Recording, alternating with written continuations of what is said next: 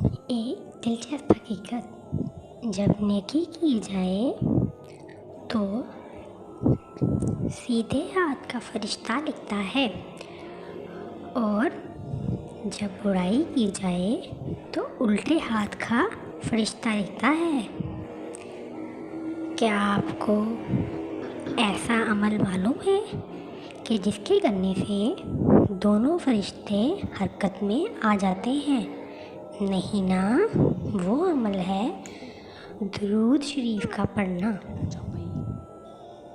سیدھے ہاتھ کا فرشتہ 10 نیکیاں لکھتا ہے اور الٹے ہاتھ کا فرشتہ 10 گناہ مٹاتا ہے، اور سب سے بڑھ کر اللہ تعالیٰ 10 درجات بلند کرتا ہے۔ سبحان اللہ۔